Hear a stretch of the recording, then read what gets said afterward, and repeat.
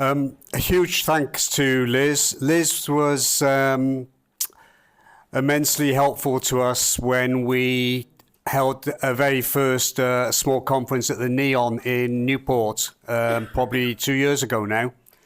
And at that time, we were looking to get information out to the public because there's an old saying, and I'm sure many of you here have heard it. It's Machiavellian. Knowledge has power. And that's quite an apt thing because you come into an event like this to hear different speakers and to impart knowledge on the speakers and for the speakers to perhaps impart knowledge amongst the conference.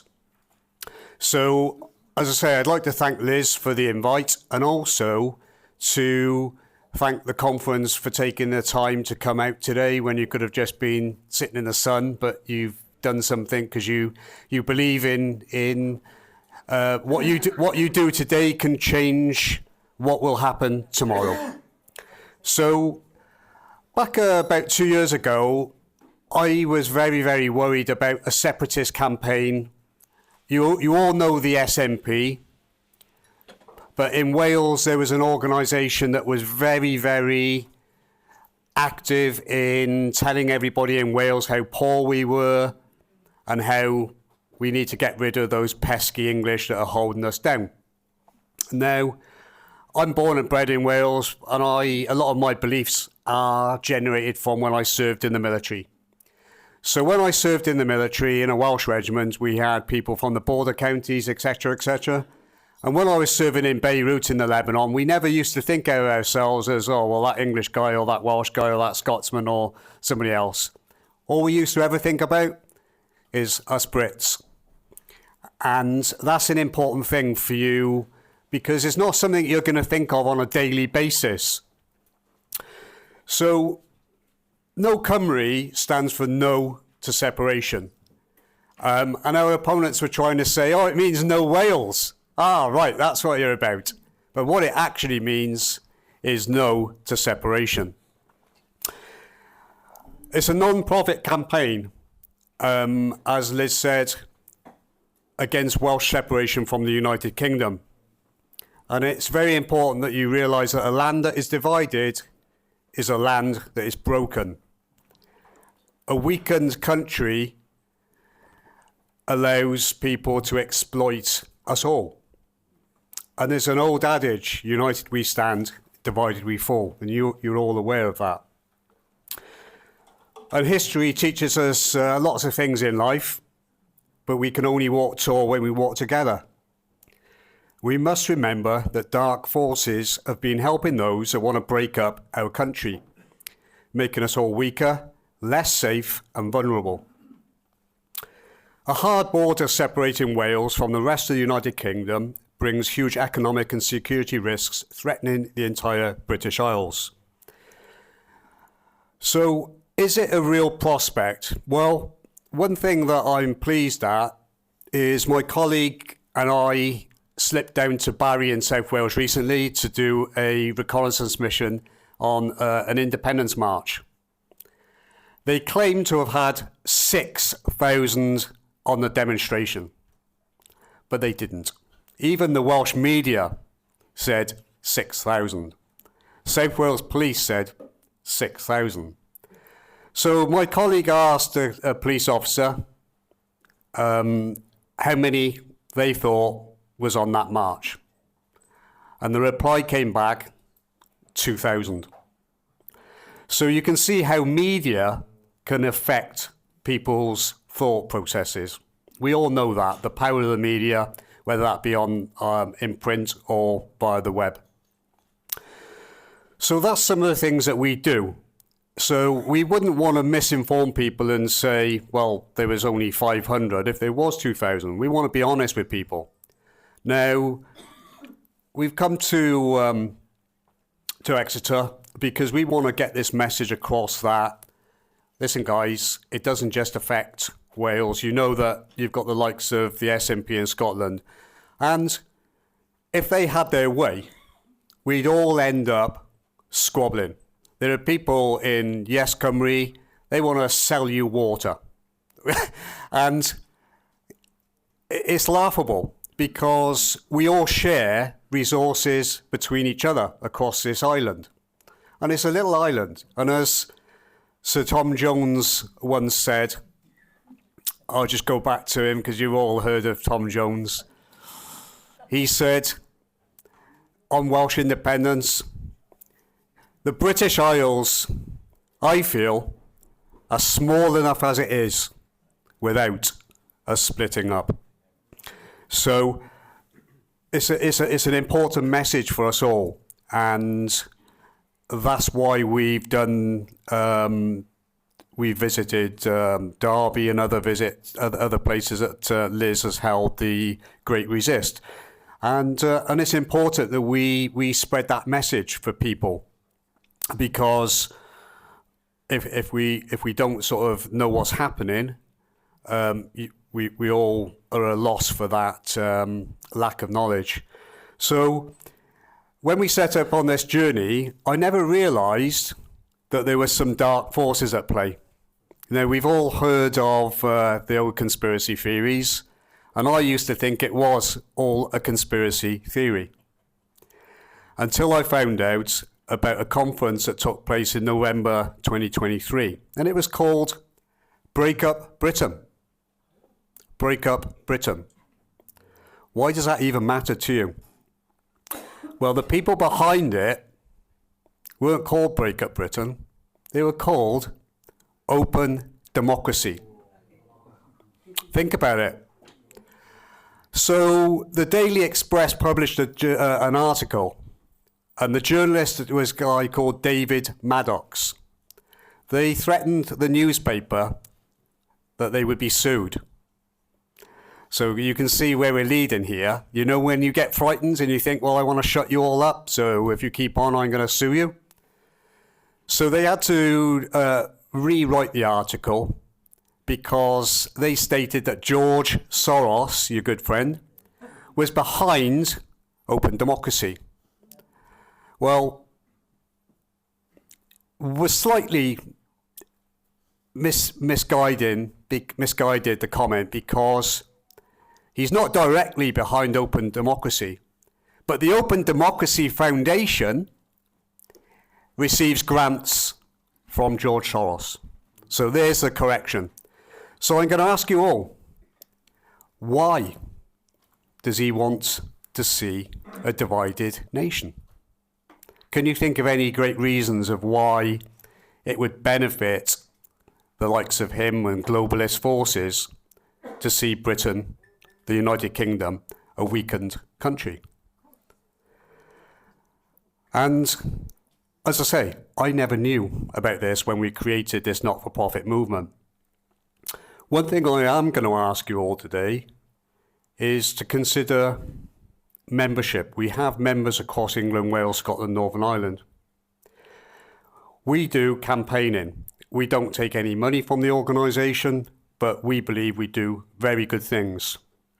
And we also offer incentives, or what our opponents call bribes. We actually offer every membership of Forward Together rewards. We have a quarterly prize draw. Christmas time last year, 4 members throughout the UK won a hamper called the Four Nations hamper. English, Northern Irish, Scots and Welsh produce. It was worth 150 quid. We donated it, right? It didn't come out of membership funds. But 4 members won, and it made their Christmas. So you can call that an incentive. But membership has huge benefits, not only for the individual, but for the organisation. We're a non-profit, we're listed, you can check the accounts, you can check the name of the directors, you can see we don't have any income stream for ourselves. And we feel that you've done some good things. Just so, what are some of the plus points? Now, I've always been against the House of Lords, personally, but my colleague went to the House of Lords and we met, you probably all know Arlene Foster from GB News, Baroness Foster. So we met her and we met Andrew Grocott of Together UK Foundation. And they've helped us. So it's been interesting that the information flow between two different organisations, they represent England, if you like, the English arm, if you want, so that you don't want any part of the UK feeling, oh, well, everybody is in it, but they're not talking about my part. So they provide, I would call it logistical support for us. And we went to the House of Lords, had the meeting. We spent 4 hours there last year, and then we followed it up in December, and we took 12 members to the House of Commons. So they had a fantastic time. We've also had 2 informal meetings in the Welsh Parliament with members of the Welsh Parliament there. 2 simple meetings in the CAF down in Cardiff Bay. Now, I'm quite proud of it, not from an arrogant perspective, but we're a minnow organisation that has achieved some real benefits. And I always wanted it to be that we made progress. You know, I didn't want it to be an organisation that didn't achieve anything. So it's a pleasure to actually have the opportunity just to sort of say that's what we're about. Our website, there's sort of news articles on it, and it was actually a lot of the actual content on the website. When we look at it and we say, let's use this opportunity to strengthen the bonds across the nations, let's do more together and less apart, that was to counter the arguments of the separatists who basically said one of the best ways to push Wales away from the rest of the UK was to try to push England away from Wales. And that's their strategy. So yes, Cymru, very small, very active, very, very vocal, directly linked to Plaid Cymru, directly linked. And it might seem a long way from here in Exeter, but what happens there affects us all. It really does. And I'm pleased that I can say what I've mentioned in the Daily Express article about Break Up Britain. It's not hearsay. It's what had happened. And we all know that if somebody like good old George thinks it's such a fabulous idea to break us all up, then perhaps it's not so good for you. But do you have any questions? Do you have any thoughts on what I've mentioned so far? Soros. So we've got to be careful what we say, because he would sue United in Britain if we made any false allegations. So what we're using is publicly available information, which has been proved to be accurate. And one thing I haven't told you, which is interesting. So Andrew Grocott at Together UK Foundation paid for a ticket to go to the event in Edinburgh. So he had his ticket to get in. But then the SNP Ultras and also Leanne Wood from Plaid Cymru and some others that were at the conference, they heard his accent and it was English. Now, I don't know whether it was his English accent that got him thrown out of the SNP Plaid Sinn Féin conference, because I can't say that. But you can make your own judgments, because you're all bright. And you've got to say, well, it's either that they didn't like his accent or they found out who he was from, as in he was from a pro-UK organisation. And in Wales, when I started the organisation with a colleague of mine, a 19-year-old law student, they were digging and digging to find out where we were. And there were threats made of how we can get these traitors, as in us. So I'm quite proud of sticking up for Wales in the UK, but also I'm very proud that we must try to further our ambition for the organisation to protect the whole of the United Kingdom, because we don't often think of it, ladies and gentlemen. It's not something on our minds on a daily basis, because most people are just trying to make ends meet, and going about their busy schedule. So Are there any other questions that you want to ask? Well, I mean, your experience going to Wales as a tourist, there is a sort of, there can be an anti-English sort of underlying tone to things, so, that I guess that is a big barrier to overcome, in terms of this. The vast majority of people, I love the banter if it was on the rugby, Liz. I don't know if I've gone over my time, but the banter's good, but it should be friendly. And I lived in England when I was in the forces and whatever. I've always been looked after. I worked for a company when I was living in Sussex for a year, back 10 years ago, and I got treated better than the locals. So, we need to realise that if you fall for the agenda of the globalists, because it is a globalist thing, then you will end up the loser. But does anybody have any disagreements? Disagree with what I said? I don't think so. The only problem I have with No Cymru Wales is I was told I'd won a prize in the draw. And I looked and can I just tell you, I thought, round the world trip? But eventually it turned up the most wonderful bottle of red wine. And when I get to Jason, when we get together, we will drink it together. But so the prizes are definitely there. And seeing I live in Kent, I think that's wonderful, Jason. Yeah. Thanks. Thank you, Liz. Let me tell you one last thing. To stop us cheating on the prize draw, we only put the numbers in because we've got members in Swindon, Gateshead, Durham, down in Norfolk, all across Wales.